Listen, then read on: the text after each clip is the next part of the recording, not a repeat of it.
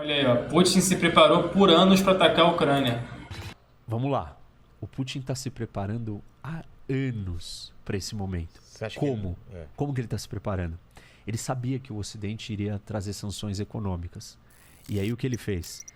Hoje ele tem a quarta maior reserva internacional do mundo. O que é reserva? Dinheiro guardado. Ah, é? É, mais de 600 bilhões de dólares guardados.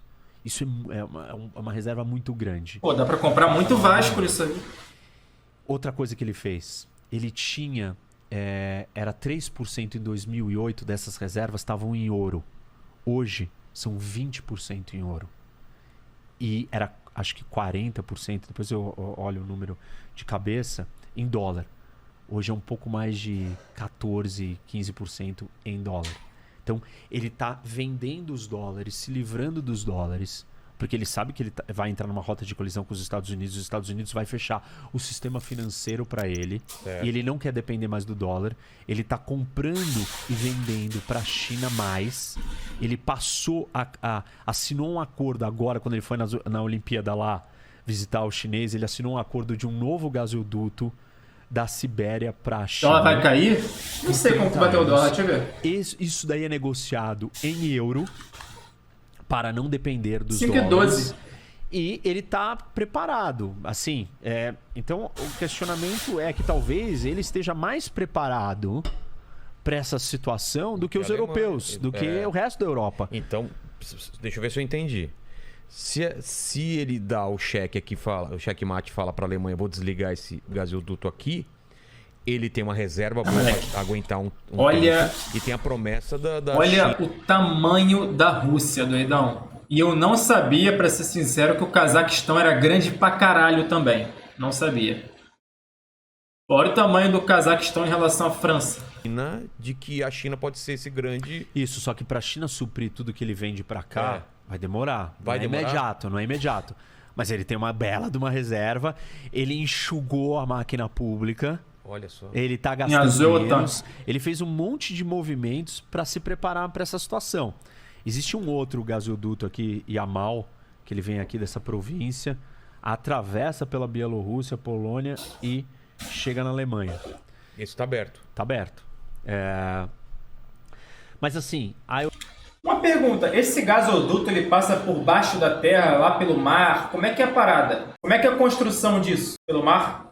no geral, depende do gás. Só que o que o Putin Valeu, tá Raul, fazendo pelo nos sub, tamo últimos junto. Boa noite. meses? Apenas boa noite. Boa noite. Independente do conflito com a Ucrânia, ele diminuiu os estoques nos reservatórios que ele tem lá e diminuiu o fornecimento. O gás na Europa, nos últimos meses, explodiu. Olha só, cara. E a Alemanha disse que ela não está interrompendo o Nord Stream 2 só por causa da invasão da Ucrânia.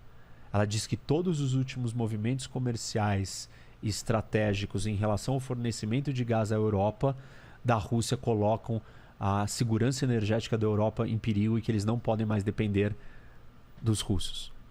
Só que eles vão depender de quem? Você vai ter que trazer gás natural por navio. Nossa. Que é uma o merda, Liquefy Natural Gas, que é o LNG, né? Sei. E o Liquefy, né, a forma líquida desse gás, ela precisa de portos caríssimos. E é uma infraestrutura complexa, você não tem ela imediata.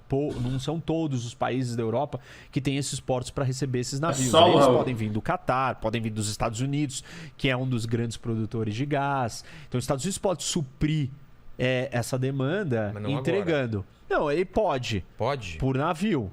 Mas não é todos os países que têm o acesso do navio. Tá. Vai ser uma situação de desespero para a Europa. E vai ser uma situação de aumento do preço do petróleo e do gás natural para o mundo. Por um mundo. Tá muito Que baixo? É um aumento do custo de energia. E o aumento do custo de energia tem um impacto gigantesco na inflação. E o mundo já está vivendo uma alta inflação e uma recessão de volta de pandemia, tentando se libertar. Para mim foi surpreendente a Alemanha dizer que ela interrompeu e que não vai autorizar o funcionamento do Nord Stream 2. Você acha que foi inteligente? Acho que foi corajoso e necessário. do que todo mundo se movimentou e fez até agora, a Alemanha, que era a que menos se esperava, Foi a que fez deu um movimento mais firme. Agora cabe aos Estados Unidos e o resto da Europa mandar uma mensagem muito clara, coesa e unida de que isso não pode prosperar e não vai tolerar. A pergunta é, o que eles podem fazer se eles não vão fazer nada militar? A única coisa que eles podem fazer é sanções mais severas. As únicas sanções que teriam efeito sobre a Rússia... Qual é o calcanhar de Aquiles da Rússia? Petróleo e gás. Eles precisam?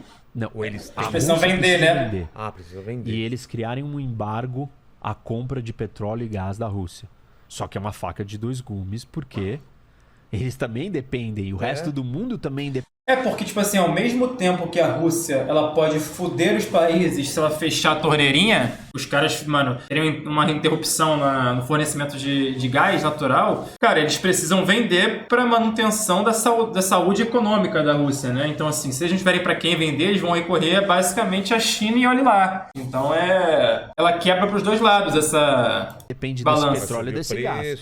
Mas se a economia russa depende tanto dessas duas commodities, para eles vai estar maravilhoso e ótimo que o quê? Que aumente o preço. Isso. Eles estão felizes da vida. Cara, esse podcast tem sido bastante interessante.